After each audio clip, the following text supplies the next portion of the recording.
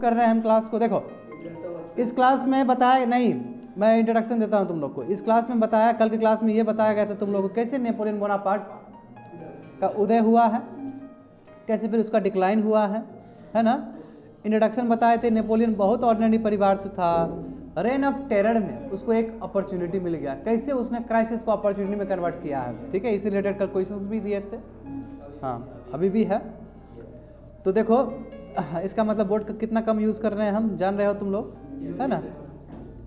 अब पूरा यूनिवर्सिटी वाला लेक्चर दे रहे हैं बच्चे लोग को, बहुत कम यूज़ होता है, आगे लेक्चर देकर निकल जाता है। ड्रॉबैक्स, मगर ये भी जाने थे लास्ट क्लास में, ड्रॉबैक्स क्या थे नेपोलियन बोनापार्ट का। वो बहुत एरोगेंट था, एडवाइस को ठीक से नहीं सुनता था वो, समझे ना, ओवर कॉन्फिडेंट था।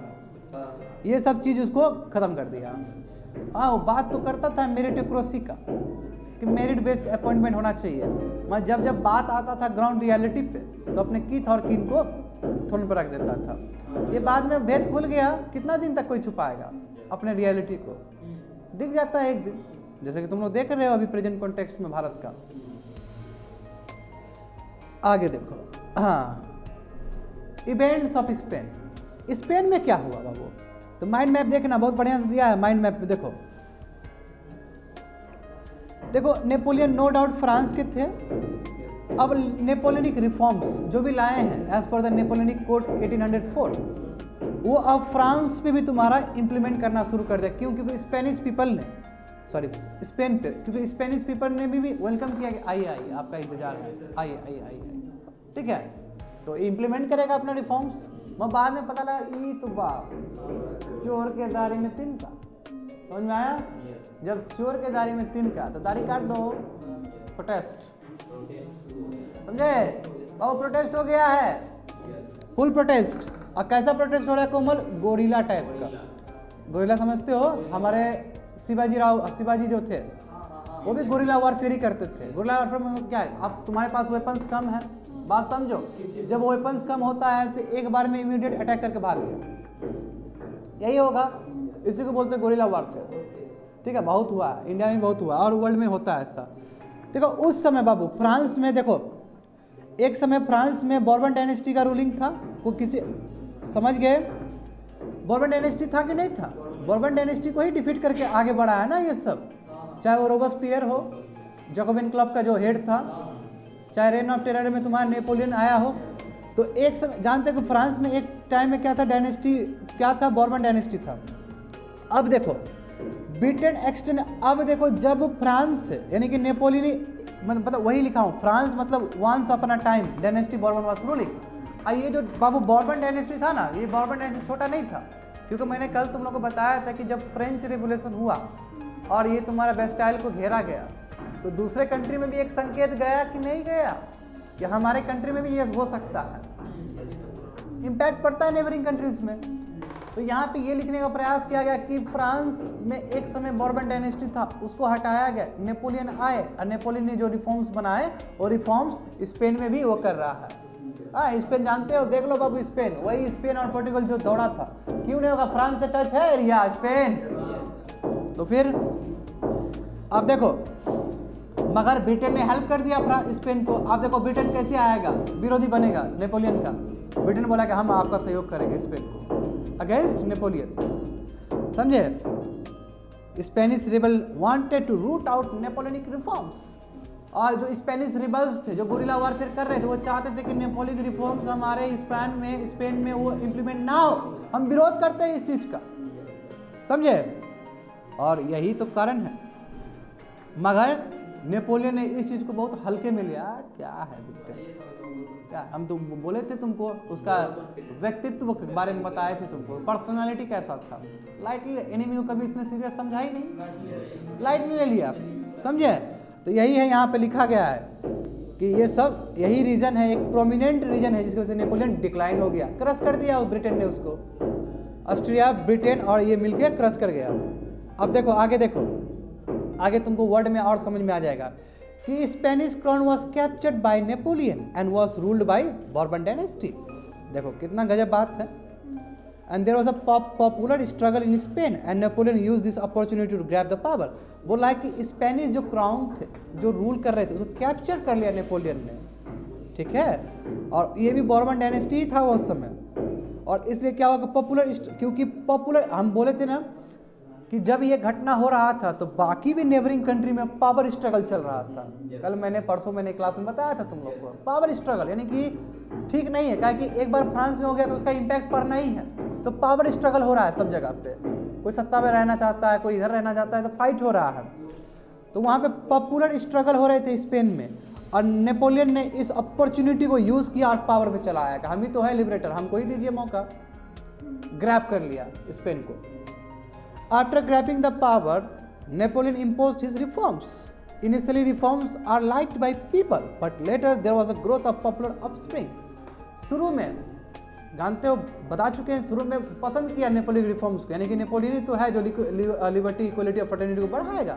मैं बाद में लाया कि अरे ये क्या है यार, ये तो तानाशाही है, ये तो डिक्टेटर है, ह्यूमन राइट्स का बात करता है, ह्यूमन राइट्स तो हम लोग को दे ही नहीं रहा है, जबरदस्ती हमारे ऊपर इंप्लीमेंट कर रहा है, हमारे इंक्रोचमेंट कर रहा है राइट्स को। तो बाद में विद्रोह हो गया। अब क्या हुआ, नेशनलिस्ट सेंटिमेंट्स आने लगे स्पेन के अंदर, नहीं अब हमको देश को आज़ाद कराना होगा, नहीं चलेगा इस तरह, this is not good for our country, because we thought that Napoleon brought liberty, equality, fraternity to our nation, but the way he behaved is not conducive, is not favourable for our privacy, our individualism, our humanism. That's why there is a multiple rows of rebel groups and which were being supported by Britain. समझ में आ रहा है ना चीज, Britain ने support कर दिया। वही बोला कि नेशनलिस्टिक सेंटिमेंट्स पीपल के अंदर आने लगे, नेपोलियन ने इस चीज को अंडर एस्टिमेट कर दिया, नेग्लेक्ट कर दिया, क्या करेगा, क्या उखाड़ लेगा, कुछ नहीं कर सकता है, हम है सत्ता में, हम क्रश कर देंगे, जब हमारे पास मिलिट्री है क्रश कर देंगे हम। इस अपरिस्प्रिंग को, यानी कि जो प्रोटेस्ट हो रहे थे उसको कुछ नहीं समझा, अंडर एस्टिमेट कर दिया। Initially proved futile for him in the latter period, मगर क्या हुआ, शुरू में तो आपने अंडर एस्टिमेट कर दिया, मगर बाद में बाद में जाके यही आपका रीजन बना है डिक्लाइन होने में। तो उसी समय आप ठीक से अपना बुद्धि लगाते तो हो जाता, बहुत कुछ हो जाता है। Napoleonic army had to face a battle, हो गया, विद्रोह हो गया, क्यों, रेबल ग्रुप्स होगा, यू हैव टू फाइट, है ना, लाइटली ले लिया। स्पेनिश रेबल जो बता रहे हैं गोरिल्ला वॉरफेयर करना शुरू कर दिया, और नेपोलियनिक आर्मी से फाइट करना शुरू कर दिया। फाइट करना मतलब समझ रहे हो ना, अपने तुम शक्ति प्रदर्शन कर रहे हो।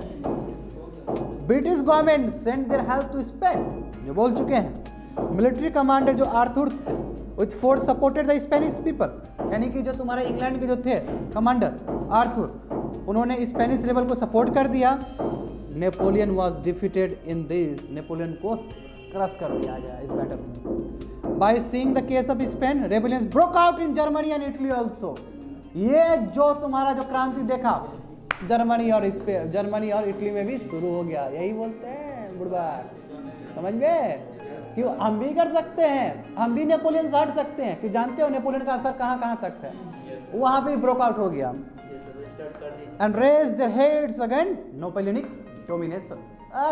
कौन है नेपोलियन, नहीं मानते इसको, जैसे स्पेन ने अपना कर दिया, कर दिखाया, हम भी कर दिखाएंगे। तो जर्मनी में भी बहुत बड़ा रिवोल्ट हो रहा है, इटली में बहुत बड़ा रिवोल्ट हो रहा है, देख रहे हो इसका पहुंच कहाँ कहाँ तक है। Therefore collision of four power, देखो स्पेलिंग गलत है, COALITION होगा, कोलिशन मतलब ग्रुप ऑफ फोर पावर्स। जो चार पावर कौन थे जो साथ में आए थे, ब्रिटेन, जर्मनी, इटली, क्रश कर दिया। लेविजिक करके एक बैटल हुआ था, उस बैटल में नेपोलियन को पूरी तरीके से तबाह कर दिया गया। और उसका फिर से एक कोलिजन हुआ, बैटल ऑफ वाटरलू, बहुत फेमस है, जो कि बेल्जियम में है, ठीक है, वाटरलू जगह का नाम है, बेल्जियम में है। फुल खत्म, एक बार में भी खत्म कर दिया, फिर से पावर रिबैक करके नेपोलियन आया लड़ने के लिए, और 1815 में नेपोलियन को फुल क्रश कर दिया गया, हट गया, सत्ता से हट गया, खत्म। मारा नहीं, उसको अलग जगह पर रख दिया गया जहाँ मर गया जाके बाद में। उसको हम तुमको बताएं, उसको एक ऐसा जगह पर रख दिया ना वर्ल्ड का, कुछ नहीं कर सकता। बाबू बैठो यहीं पे, खाना वाना खाओ, आराम से रहो, अपना मर गया, उसका इतिहास खत्म हो गया उसका, वो नहीं जानो। So it can say that Spanish ulcer ruined ये नेपोलियन, देखो इस सिविल सर्विस पूछता है कि जो स्पेनिश जो अल्सर था, अल्सर जानते हो, अल्सर से बाद में कैंसर होता है, टीबी होता है, हाँ, तो ये सिविल सर्विस में क्वेश्चन पूछा, इनफैक्ट ऑप्शनल में पूछा गया कि जो स्पेनिश अल्सर था यही नेपोलियन को बर्बाद कर दिया। क्यों ना हो, इसको आंसर दे सकते हो कि स्पेन में क्या हुआ, रेबल ग्रुप शुरू हुआ, गुरिल्ला वारफेयर किया, फिर ब्रिटेन ने हेल्प किया और ये लोग बहुत अच्छे से लड़े हैं। किसके अगेंस्ट? नेपोलियन के अगेंस्ट। नेपोलियन के अगेंस्ट जब लड़े हैं तो इसमें अच्छा फाइट किए हैं। जब अच्छा फाइट किए हैं तो ये संकेत तुम्हारा जर्मनी में भी गया, इटली में भी गया, यस हम भी हरा सकते हैं। जब लेपिस वाला बैटल हुआ, लेपिस वाला बैटल में ये कोलिशन 4 पावर था, इसने हरा दिया। उसके बाद दूसरा हुआ वाटरलू में पूरा क्रश कर दिया। इसलिए हम कह सकते हैं कि स्पेनिश जो अल्सर था वो पूरा तबाह कर दिया नेपोलियन का लाइफ, सत्ता। पूछता है क्वेश्चन, सिविल सर्विस का क्वेश्चन है, इसलिए वहाँ पे वर्ड लिखा गया है। बिल्कुल पूछ सकते हैं, हम अलग तरीके से पूछ लेंगे। समझ गए बात को? तो नेपोलियन खत्म हो गया, मगर नेपोलियन का कुछ चीज़ समझना चाहो। हम बोले थे ना कि नेपोलियन ने हालत खराब कर दिया था यूरोप में कब्जा जमाया था। तो कंटिनेंटल सिस्टम, एक सिस्टम इजाद किया था नेपोलियन ने कि अपने आप को सुरक्षा पहुंचाने के लिए कि हमको कोई भी पावर ना घेर सके, मतलब इस तरह का टेक्निक डिवाइस किया था, समझे ना, एक टैक्टिक्स, एक तरीका था। देखो वहाँ पे देखो तुम लोग मैप में रिलेट कर सकते हो कि यूरोप है, लेट्स से ऑस्ट्रिया कहाँ पे है, Germany, France, Spain, Italy. Position सब समझ में आ रहा है सभी को? और एक तरफ ब्रिटेन है ना, एक तरफ ब्रिटेन है। बाबू यदि व्यापार किसी का मार दे हम, हाथ पैर तो कट ही गया है ना। यदि व्यापार जीरो कर दो तो बातें खत्म हो गया। मेन तो व्यापार ही होता है, व्यापार की वजह से ही कंट्री ऊपर बढ़ता है, ट्रेड और कॉमर्स की वजह से। कोई दिक्कत है नीतीश तुमको समझने में? तो इकोनॉमिक ब्लॉकेट लगा दिया।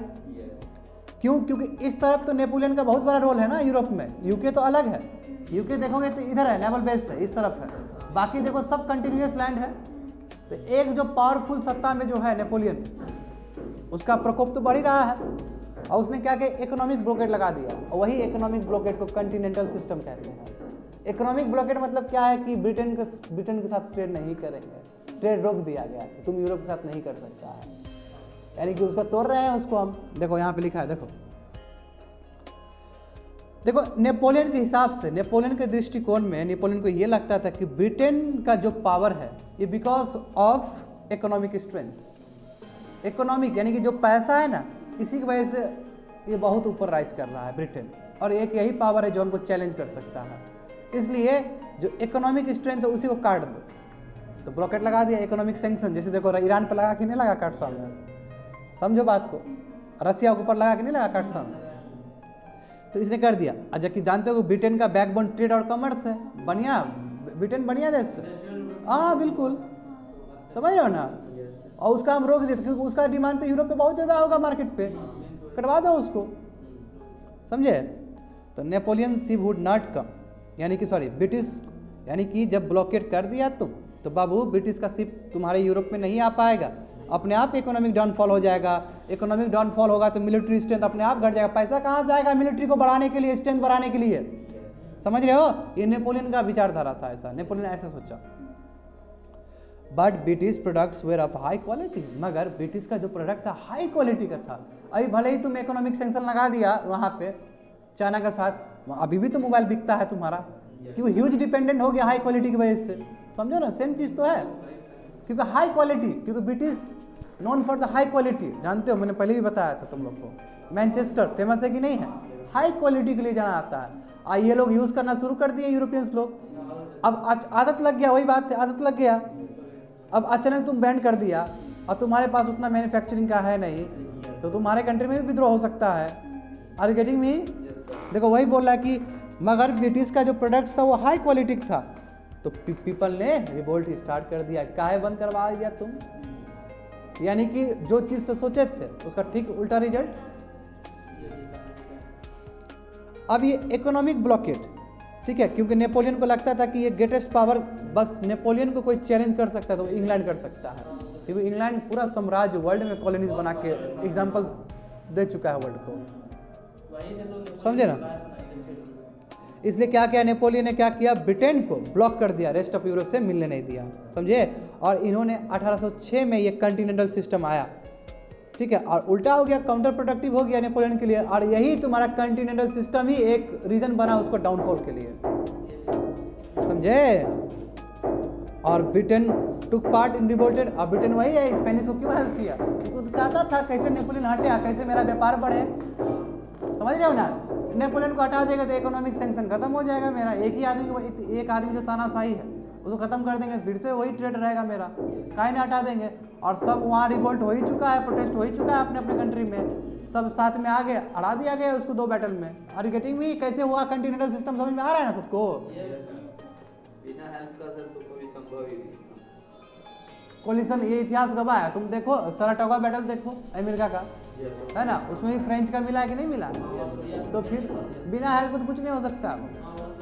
और तुमको ब्रिटिश को हराना, ब्रिटिश मजाक चीज़ है क्या, इतना सुपेरियर है, समझ रहे हो ना। देखो अब ये जो चीज़ पढ़ाए हैं वो यहाँ बताएंगे। देखो कॉन्टिनेंटल सिस्टम वो एक्चुअली क्या है, इकोनॉमिक ब्लॉकेट है जो कि नेपोलियन ने किया था, और ये कब डिवाइस किया, 1806 में। और तुम्हारी जानकारी के लिए मैं बता दूँ, 1804 में नेपोलियनिक कोड आया था। नेपोलियनिक कोड मतलब नेपोलियनिक रिफॉर्म्स, उसी में वेट और मेजर्स यूनिफॉर्म होगा, ट्रांसपोर्टेशन सिस्टम, कम्युनिकेशन सिस्टम बहुत बेटर किया है इसने। He wanted to bring Britain as on her knee and spread Napoleonic dominance in the whole world। ये चाहता था कि घुटने पे ला दे, समझ रहे हो ना। हाँ, ब्रिटेन को औकात दिखाना चाहता था नेपोलियन, समझ रहा है बात को। और चाहता था कि नेपोलियनिक डोमिनेंस वर्ल्ड में हो। देखो जो पूरा सत्ता को कब्जा करके रखा है ब्रिटेन, उसको हरा दिए तो मतलब पूरा दुनिया को जीत गए ना, है ना। कोई देखो कोई लीडर आएगा, समझो कोई लीडर इंडिया में आएगा और मोदी जी को हरा दे, डायरेक्ट चैलेंज कर दे, इसका मतलब क्या है, पूरा पावर हो गया। यही होता है, समझे, यही होता है। इसलिए कन्हैया कुमार जैसे इंसान डायरेक्ट मोदी जी पे अटैक करते हैं। आर यू गेटिंग मी, क्यों, क्योंकि पॉपुलैरिटी है उनका पहले ही मोदी जी का, और जितना ही तुम मोदी जी को विरोध करोगे उतना ही तुम पॉपुलर होगे। Yes, are you getting me, यही इतिहास गवाह है बाबू, इतिहास में यही दर्ज है, समझे। जो शिखर पे होता है उसको चैलेंज करो, वहाँ चैलेंज करने के लिए बुद्धि भी होना चाहिए, प्री प्लान होना चाहिए, प्लान ऑफ एक्शन होना चाहिए। यस सर, और हर एक एक्शन के पीछे हमारा वो रीजन होना चाहिए, रीजन होना चाहिए, उसके अगेंस्ट मेरा क्या आएगा। शतरंज का खेल देखे हो ना, चेस, चेस से भी कठिन है, बहुत कठिन है सर। यस सर, अगर हम कोई भी रूल लगा रहे हैं उसके अगेंस्ट ब्रिटिश का जो हमारा जो डोमेस्टिक है वो उसका क्या रूल होगा, बिल्कुल बिल्कुल। बैकअप देखो, एक जो प्लान करोगे, किसी को पॉलिटिक्स में जाना है तो बाद में बात करें हमसे, ठीक है बाबू। एक चीज के ऊपर 20 बार सोचोगे 20 एंगल से, ये फेल हुआ तो इसके बाद ये, उसके बावजूद भी 21वां ऑप्शन तुमको आ जाएगा फिजिबल उस समय, ओ ये ऑप्शन छोड़ दिया, यानी कि क्योंकि एक्सपीरियंस से लोग सीखता है ना। थ्योरी ठीक है अपनी जगह, दुरुस्त है, मैं एक्सपीरियंस से आदमी ज़्यादा सीखता है, ठीक है।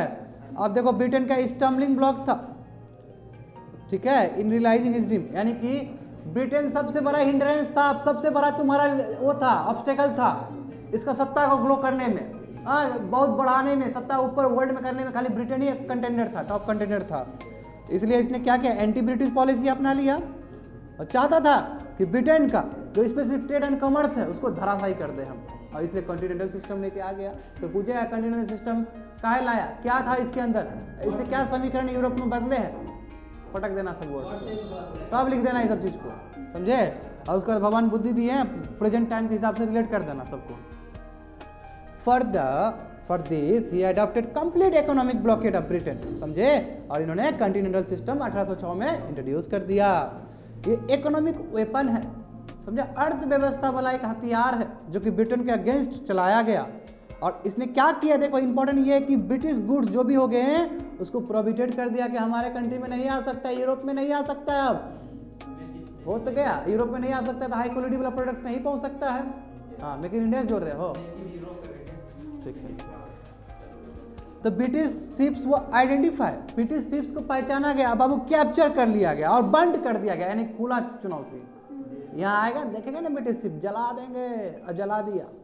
जब जला दिया तो खुनस हो गया, बोला बाबू हम दुनिया को जीत के बैठे हैं, तुम कहाँ से आया है बाबू, देखेंगे तुमको, रुको सही समय आने दो।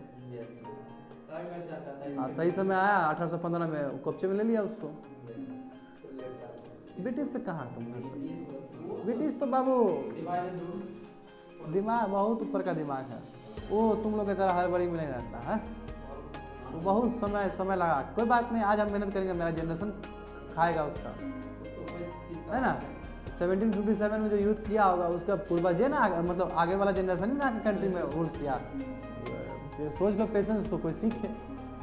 कहाँ एक ही बार में वो कब्जा आया, आस्ते आस्ते आस्ते आस्ते पूरा भारत को कब्जा लिया। देखो, तो ब्रिटेन ने सपोर्ट कर दिया स्पेन को और एलाइड पावर को, जर्मनी और इटली को, बोला कि ठीक है नेपोलियन का अगेंस्ट लड़ेंगे, और नेपोलियन को धराशायी कर दिया बैटल ऑफ लेपिस में। उसके बाद वाटरलू हुआ, खत्म। इसलिए it is important to note French industry could not fulfil the vacuum created due to the provision of English goods. French बाबू, फ्रेंच इंडस्ट्री है ना, वो पूरा नहीं कर पाया गुड्स को। कैसे कर पाएगा? क्या कि वो तो इंडस्ट्रियल रेवोल्यूशन, गजब का इंडस्ट्रियल रेवोल्यूशन हो चुका है वहाँ पे। वहाँ तो हाई क्वालिटी का प्रोडक्ट्स वर्ल्ड में फ्लडेड है। कहाँ से फ्रेंच उसको कर, अभी इंडिया कर पाएगा चाइना का तुलना? बिल्कुल नहीं हो सकता है। बात समझो, समझे ना? यही समीकरण था। अब देखो क्रश का समझ में आया तुम लोगों को, कंटिनेंटल सिस्टम क्या था अब समझो। यानी कि क्या बोल रहे हैं, खत्म हो गया नेपोलियन। अब क्या होगा फ्रांस का भविष्य, ये जानना जरूरी है, क्योंकि जो सत्ता में जो सबसे बड़ा था, जो तनाशाह था, भले ही उस कंट्री का है, उसको तो क्रश कर दिया 4 पावर मिलके। अब फ्रांस का फ्यूचर देखो बाबू। फ्रांस तो बाबू बहुत सहा है, फ्रांस बहुत दुख हुआ है, फ्रांस बहुत लोग मरे हैं, बहुत तरह का फ्रीडम हुआ, मगर क्या मिला? कुछ नहीं मिला, समझे ना? तो देखो अब हुआ मैटेनिक सिस्टम क्या है। अब फिर से फ्रेंच रेवोल्यूशन से पहले जो बॉर्बन डायनेस्टी था उसमें फिर से फ्रांस को धकेल दिया गया। यानी कि 1789 में इतना कुछ हुआ, liberty, equality, fraternity, Voltaire, Rousseau, Montesquieu, इतना प्रोग्रेसिव आइडियाज क्या नहीं आया, है ना। फिर से मैटेनिक सिस्टम मतलब अब जो सिस्टम डिवाइस होगा। मैटेनिक सिस्टम मतलब जो नेपोलियन खत्म हो गया तो एक सिस्टम बनाया गया जहाँ पे ये पावर लोग डिसाइड करेगा कि क्या फ्यूचर होगा। इसी को मैटेनिक सिस्टम बोलते हैं। अब मैटेनिक आदमी का नाम है जो कि ये 4 पावर में एक कोई था, समझे? देखो तो क्या किया, वही जो अब मैटेनिक जो आदमी था वही 4 पावर में एक पावर का कोई मेंबर था। ये बहुत कंजर्वेटिव था, पुराना सोच वाला आदमी था मैटेनिक। बोला क्या होगा, डाल दो फ्रांस को फिर से बॉर्बन डायनेस्टी में। क्या करेगा, तानाशाही करेगा, बॉर्बन डायनेस्टी रहो आराम से। क्यों? देखो ये इसलिए कि ताकि चाहता है कि यूरोप में फिर से वही किंगे वाला लौटे फिर से चीज, ताकि कोई चुनौती ना दे। किंग था, चलने दो किंग को, कोई डेमोक्रेसी लोकतंत्र में काहे फड़फड़ा रहा है, शांत रहो। ताकि इसके कंट्री में रिवाइव करेगा तो हमारा कंट्री में भी रिवाइव रहेगा। बात समझो ना। मगर पीपल को अच्छा नहीं लगा ये चीज़। बोला कि हम काहे, इसलिए हम 1789 इसलिए लड़े थे, हम लोग इतना मरे थे रेन ऑफ टेरर में, इसलिए मरे थे। हाँ, नेपोलियन को खड़ा किए थे तो अलग बात है कि बाद में तनाशाह बन गया, हम खड़ा किए थे इसको तो लिबरेटर के तौर पे। अब बताइए, अब हमको फिर से मेडे वाले हम डाल दिए तो पसंद नहीं आया ये चीज़, और फिर प्रोटेस्ट कर दिया यूरोप में। ठीक है, ये ओल्ड सिस्टम के अगेंस्ट जो कि मैटेनिक इस्टेब्लिश किया है, फिर से रेवोल्यूशन होता है, फिर से रेवोल्यूशन हो रहा है बाबू।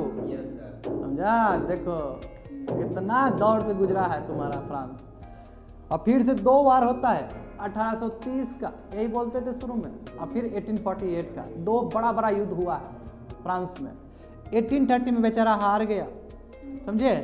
M to crush the bourgeoisie but failed. Bourgeoisie जो मर्चेंट क्लास थे, ठीक है, उसको क्रश करना चाहते थे 18, क्योंकि जानते हो जो कैपिटलिस्ट क्लास होता है वो थोड़ा फेवरेबल होता है। क्या मतलब है उसको, क्योंकि अब बॉर्बन डायनेस्टी जो भी रिप्लेस होगा वो उसका दिमाग तो ठंडा ही होगा ना, कि एक बार बहुत बुरा हो चुका है। अब तो थोड़ा लिबरल ढंग से ना कंट्री चलाएंगे, अब तो कंजर्वेटिव वाला ढंग से नहीं चलाएंगे। तो उसमें संरक्षण मिल गया बुर्जुआइज क्लास को, कैपिटलिस्ट क्लास को, और फिर दबाया जाएगा कॉमन पीपल को, समझे। मगर देखो क्या हुआ, 1848 सक्सेसफुल कर गया। अब बस तब जाकर फ्रांस लिबरेट हो गया। फ्रांस बन गया। ये फ्रेंच रेवोल्यूशन का जो 1830 है और 1848 है, 2 युद्ध हुआ। 1830 में हार गया, फेल हो गया, मैं 1848 में जीत गया। ठीक है, और फाइनली फ्रेंच रेवोल्यूशन यहाँ पे आके कंप्लीट हो गया। यानी कि 1789 में जो बीज बोया गया वो जाकर खत्म होता है 1848 में। और हम भारत का क्या बात करें, भारत का तो इससे बड़ा इतिहास है। जो 1857 में जो बीज बोया गया था, 90 साल बाद जब हमको मिलता है 1947 में, समझ रहे हो। तो जो यूरोपियन रेवोल्यूशन है इसको यूरोपियन रेवोल्यूशन भी कहा जाता है। क्यों? क्योंकि फ्रांस सबसे मेन गढ़ है यूरोप का, जो कि रेवोल्यूशन करना चाह रहा है, इसलिए इसको यूरोपियन रेवोल्यूशन भी कहा जाता है। समझ गए?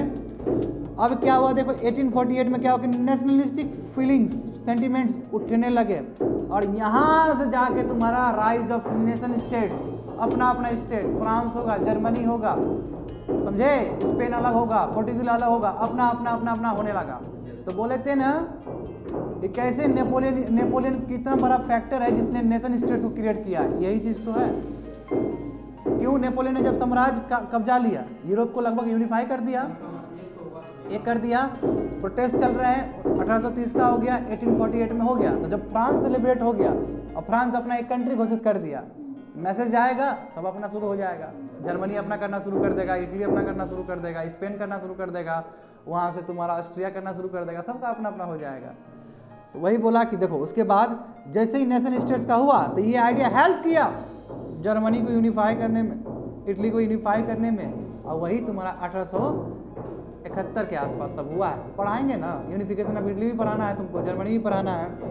First time nationalism true face में देखा गया, समझे, 1848 में आया था, और उसके बाद तो नेशनलिज्म का बीज ही बो दिया गया पूरा यूरोप में, सब लोग आज़ाद हो रहे हैं। देखो तो क्या है कि common mass started fighting difficulties as they were not getting products of high quality, जो पहले वाला था वही है। कॉन्टिनेंटल के वजह से क्या हुआ कि उसको सिस्टम की वजह से उसको हाई क्वालिटी का प्रोडक्ट्स नहीं मिल रहा है, इसलिए उसने कॉन्टिनेंटल सिस्टम को अगेंस्ट किया, और यही रीज़न बना तुम्हारा डिक्लाइन हो गया। आगे देखो बाबू, आगे एक बहुत अच्छा माइंड मैप दिया है, क्या क्या हुआ था घटना। देखो फ्रांस बिफोर, अब देखो क्या हुआ, फ्रांस रिवोल्यूशन हो गया 1789 में। माइंड मैप अच्छे से देखते रहना तुम लोग, ठीक है। जब फ्रेंच रेवोल्यूशन हुआ तो नेपोलियन का उदय हुआ, हाँ, नेपोलियनिक एम्पायर बना, मगर नेपोलियनिक जो एम्पायर का जो आइडियाज़ था वो फ्रेंच रेवोल्यूशन के अगेंस्ट आइडिया था कि नहीं था, कंट्राडिक्शन था कि नहीं था दोनों के बीच में, तो कंट्राडिक्ट हो रहा है, वहाँ प्रोटेस्ट हो गए, फिर बाद में जाके नेपोलियन फॉल हो गया 1815 में। देख रहे हो सीक्वेंस बता रहा हूँ। विक्टर पावर कौन थे? ब्रिटेन थे, जर्मनी थे, इटली थे, स्पेन थे, ये विक्टर पावर्स है, ये वेना में मिले। वेना कहाँ है? ऑस्ट्रिया में है, समझे ना। वेना, वही हम बोले, वेना असेंबली 1815 में हुआ, क्योंकि उसी साल तुम्हारा क्रश हुआ, तो वेना में ये लोग मिले। ऐसे कोई नहीं होता, समझौता हो रहा है, इंटरनेशनल समझौता हो रहा है ये बाबू, सब समझो इस बात को। और वहाँ पे वेना असेंबली में मैटरनिक हेड थे, वही इसलिए मैटरनिक सिस्टम कहा जाता है, समझे। और मैटरनिक वहाँ पे चांसलर बना, यानी कि चारों पावर को रिप्रेजेंट करने वाला ये चांसलर या हेड बना, और ये ऑस्ट्रिया था, तभी तो वेना में हो रहा था ना। और गेटिंग में क्या बोल रहे हैं, वेना में हो रहा है, और वेना का आदमी है मैटरनिक, और ये कंजर्वेटिव है, सोच इसका पुराना है, समझे। तो इसलिए ये जो तुम्हारा मैटरनिक सिस्टम है, इसको कई जगह पे कॉपी किताब पढ़ोगे तो कई जगह पे इसको वेना असेंबली भी कहा जाता है, मैटरनिक असेंबली भी कहा जाता है, न्यू यूरोपियन ऑर्डर भी कहा जाता है, और काउंसिल ऑफ यूरोप भी कहा जाता है। ये 4 वर्ड से बोला जाता है, कंफ्यूज मत हो जाना। कोई बोलेगा कि न्यू यूरोपियन ऑर्डर क्या था, तो मैटरनिक सिस्टम ही था। कोई बोलेगा कि मैटरनिक असेंबली क्या था, तो वही वेना असेंबली था। ये सब एक चीज़ है, अलग अलग किताब में अलग अलग किताब पढ़ोगे तो अलग अलग वर्ड से दिया गया है, इसलिए चारों वर्ड यहाँ पे लिख दिए हैं। अब देखो मगर क्या हुआ, तो मैटरनिक ने क्या किया, फिर से ओल्ड जो फ्रांस था उसको फिर से ला दिया, यानी कि फिर से बॉर्बन डायनेस्टी को रख दिया, यानी कि फ्रांस बिफोर फ्रेंच रेवोल्यूशन वहाँ पे डाल दिया गया फ्रांस को, इतना कुछ होने के बाद। अब मैटरनिक सिस्टम देख लो यहाँ पे, ठीक है, ये हाँ मैटरनिक सिस्टम देख लो, ठीक है। अब देखो वेना कांग्रेस और मैटरनिक सिस्टम, आई होप समझ में आ गया होगा। जब डिफीट हुआ नेपोलियन का, देखो पढ़ रहे हैं वहाँ पे देखना, after the defeat of Napoleon the victor powers Britain, Germany, Italy, Spain कहाँ पे मिले, वेना में मिले। वहाँ पे वेना कांग्रेस बनाया गया under the leadership of Metternich, जो कि ऑस्ट्रियन थे। जैसे ही नेपोलियन का फॉल हुआ, ये जो वेना ऑर्डर है 1815 का, वो बनाया गया, मगर क्या थॉट पे, कंजर्वेटिव थॉट पे, एंशिएंट रिजिम, यानी कि बॉर्बन डायनेस्टी था, उसी को फिर से ऑक्युपाई करना है। देखो सेम बात है, और वही अकॉर्डिंग टू मैटरनिक रेवोल्यूशन, ठीक है, इट वाज अगेंस्ट रेवोल्यूशन, ये रेवोल्यूशन का अगेंस्ट था, ये फ्रेंच रेवोल्यूशन पसंद नहीं करता था ये आइडियाज, ठीक है। और नेचर ऑफ वेना कांग्रेस देखो तो ये एंटी नेशनल था। क्या नेशनलिस्ट, कुछ नहीं है बाबू, किंग लगा दो। एंटी पीपल था, पीपल से कोई मतलब नहीं है, एंटी प्रोग्रेसिव आइडिया से कोई मतलब नहीं है, जो रहेगा पुराना वाला सोच रहेगा। प्री रिवोल्यूशनरी जो फीचर्स थे फ्रांस में, वहाँ फिर से फ्रांस को पहुँचा दो। अब रिएक्शन हुआ इसके अगेंस्ट, तो बोल चुका हूँ मैं तुम लोग को, पीपल ऑफ यूरोप रिएक्ट करने लगा इस चीज़ से। ये क्या कर दिया, व्हाट इज, ये क्या है, ये तो अंडरमाइन करता है कि जो पीपल का इच्छा और आकांक्षा है क्या कि इन्होंने इतना मेहनत करके उस सिस्टम को ख़त्म किया, आप फिर से आप वो सिस्टम में उसको ला दिए, रिवोल्ट हो गया पूरी तरीके से, क्योंकि ये लोग तो रिवोल्ट कर ही चुका है। जब रिवोल्ट कर चुका है तो सेकंड बार करना बहुत आसान हो जाता है। जैसे ही रिस्टोरेशन हुआ, बी पॉइंट देखो, जैसे ही रिस्टोरेशन हुआ ओल्ड ऑर्डर का, ठीक है, डिसकंटिन्यूमेंट हो गया, सेम चीज़, ठीक है, और ये चीज़ तुम्हारा 1830 में रिवोल्यूशन में दिखता है। 1830 का फेल हो गया, 1848 पास कर गया। देखो, तो वो भी 1830 का भी एक मास रिवोल्यूशन है।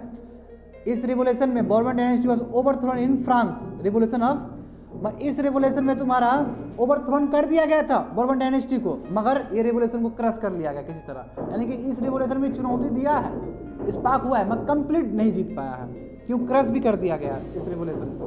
उसके बाद देखो एक दूसरा रिवोल्यूशन आया 1848 का, ये एक्चुअली रिवोल्यूशन पूरा यूरोपियन मोनार्की, यानी कि दूसरे कंट्री में भी जितना मोनार्की था उसके अगेंस्ट भी था, समझे। और जो 1848 का जो है रिवोल्यूशन ऑफ 1840 वो सक्सेसफुल, और मैटरनिक सिस्टम जो फिर से फ्रांस को मेडिवल एज में ला दिया था वो पूरी तरीके से ख़त्म कर दिया। इसलिए कहा जाता है कि 1830 का 1848 का ये रिवोल्यूशन केवल फ्रेंच रिवोल्यूशन नहीं है, ये यूरोपियन रिवोल्यूशन है, समझे। और इसको फ्रेंच रिवोल्यूशन भी कहा जाता है। Because of this revolution nationalistic sentiments लोगों में उमड़ा, और कहीं ना कहीं ये जाके इंस्पिरेशन दिया किसको, जर्मनी और इटली को भी यूनिफाई करने में।